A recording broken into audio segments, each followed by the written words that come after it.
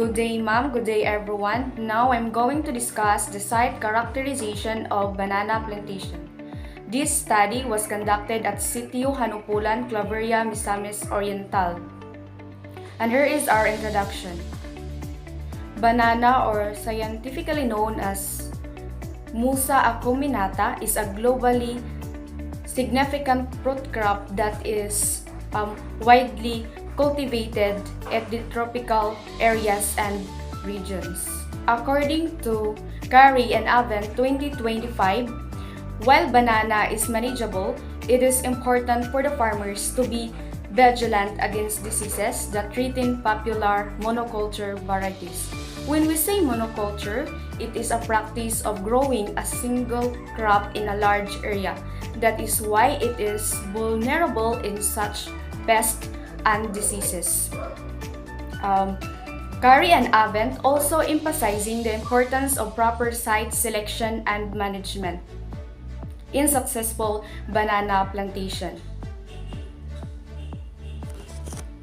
And also, according to Eulogia Bohol 2025, the proper field site selection is important in minimizing potential problems.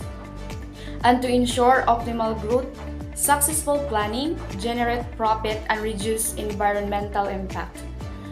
The careful consideration of factors such as soil characteristic, topography, climate, and water availability is the foundation of a successful plantation of banana. Here is the objectives: to provide students with hands-on experience in site characterization for optimizing crop production through a comprehensive field survey and assessment.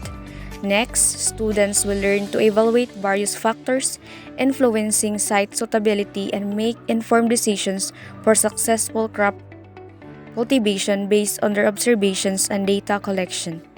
Last, determine factors that affect crop production enterprises and characterize a feasible site for optimal growth. This study will lead out using these methods below as follows: site selection and assignment, field survey procedures, soil analysis, plant species, environmental factor assessment, limitation and mitigation, data analysis, and documentation. Observations and discussions. So the first is we observe the soil type on that area, which is the soil appears to have a granular or crumb-like structure, which is favorable for plant growth and promotes good aeration, water infiltration, and root penetration. So the soil's texture is a loam or sandy loam with visible sand particles and finer particles indicating salt and or clay. The soil likely has moderately good drainage. So the next is we observe the pH range. So according to Moeller 2025 for bananas, the optimal pH range is between 5.5 and 7.0, which is considered slightly acidic to neutral. Soil with a pH between this range provides the perfect environment for banana trees to flourish. At this pH level, the soil can effectively release essential nutrients that bananas need to grow. Bananas are heavy feeders and require a well-drained, fertile soil to thrive. The slightly acidic to neutral pH ensures that the soil can provide the necessary nutrients such as nitrogen, phosphorus, and potassium, which are crucial for the plant's overall health and fruit production. When preparing the soil for banana planting, it is essential to test and pH to ensure it falls within the desired range. If the soil is too acidic, pH below like 5.5, you can raise the pH by adding agricultural lime. The simple step can significantly improve the soil's quality and create a more hospitable environment for your banana plants. Conversely, if the soil is too alkaline pH above 7.0, you can lower the pH by incorporating organic matter such as compost or peat moss, while will help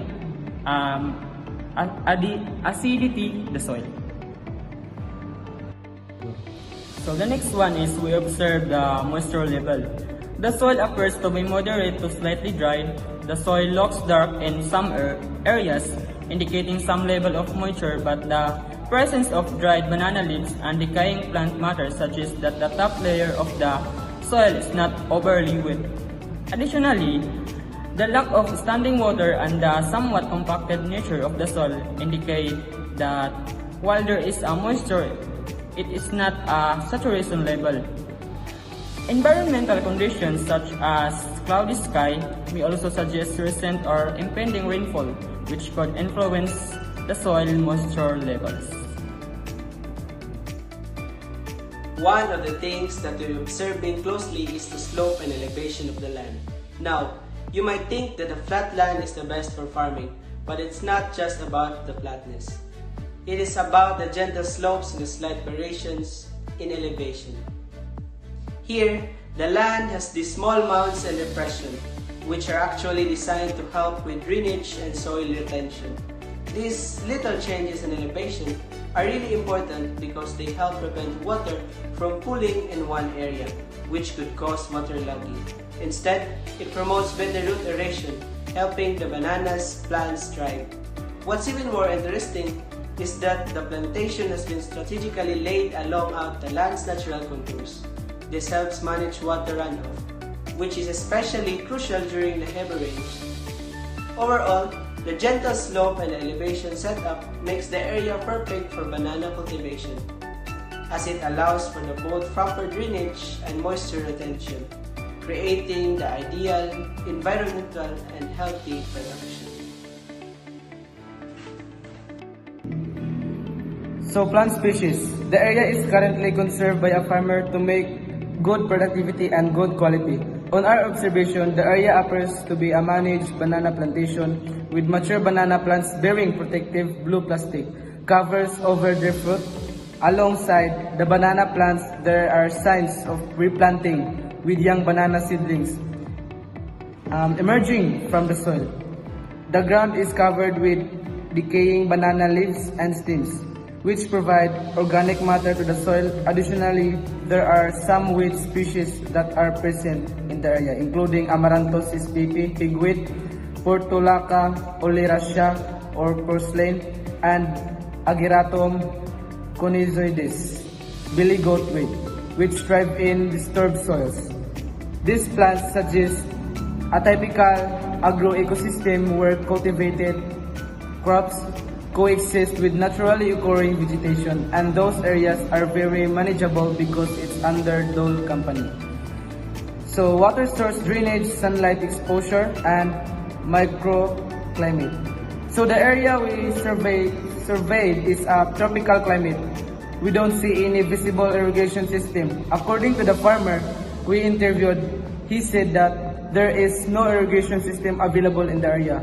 Only the rain alone is their source of water. It indicates diffuse sunlight, which could impact the growth of banana plants. The soft shadows cast by the banana plants indicate this, as is common in tropical regions with frequent cloud cover. The slight slope in the field with no visible waterlogging suggests good drainage. The presence of field banana leaves on the ground can act as natural mulch, but if drainage is poor, they could contribute to waterlogging. The microclimate in an area is likely characterized by warm temperatures, high humidity, and diffuse sunlight, with windbreaks and surrounding vegetation potentially influencing these conditions. The weather conditions. In Claveria, the Samis Oriental has a cooler climate and very good weather conditions that suit in banana crops. So this is important that makes it favorable environment for banana farming compared to other urban areas. It is because the ideal temperature for banana growth is between 26 degrees and 30 degrees. The consistent humidity and rainfall help sustain healthy plants, and also heavy rainfall without proper drainage may lead to waterlogging and root rot. So the overall is the area warm and humid climate is beneficial, but managing wind exposure and water drainage is essential for optimal banana production. So the conditions of our area, which is the banana, is matched on our weather condition. And the 8th is plant pest and disease. So during our survey, we did not observe any immediate signs of plant pest or disease in the area because the farmer we interview highlight their proactive approach to banana plant health. They emphasize close monitoring, particularly during the critical shooting stage, and the application of various fertilizers to support growth and address nutrient deficiencies, and also the fertilizer include potash, Yaramil, presumably a compound fertilizer, urea, and others. Challenges and recommendation, the limitation and mitigation. Based on our observation and the findings of our study, the limitations for our banana plantations are affected by persistent overcast conditions, organic matter management challenges, vulnerable young seedlings, ongoing monoculture risk, and wind damage. Therefore, proper spacing, pruning, and research into suitable banana varieties are recommended. A controlled composting system and regular turning of the debris into the soil are advised. The measures such as adequate spacing, weed management, and irrigation during dry spells should be implemented and integrated pest management. Conclusions. The findings of the study or the field survey of the banana plantation owned by Dole in situ Hanupulan, Claveria, Misamis Oriental, we found out that the importance of proper site selection and management is very important, and we also found out that the management and practices of the farmers in the area that necessary have a careful attention, such as the reliance of rainfall for water supply, potential issues related to sunlight penetration, organic matter management, and monoculture practices. And the knowledge we gain from this activity can be applied to the real-world farming practices. It enables the farmers to make informed decisions regarding site selection, crop suitability, and resource management. And additionally, the importance of site selection, especially of the findings that we observe, we further conclude that site selection is very important in managing crop suitability and minimizing potential problems.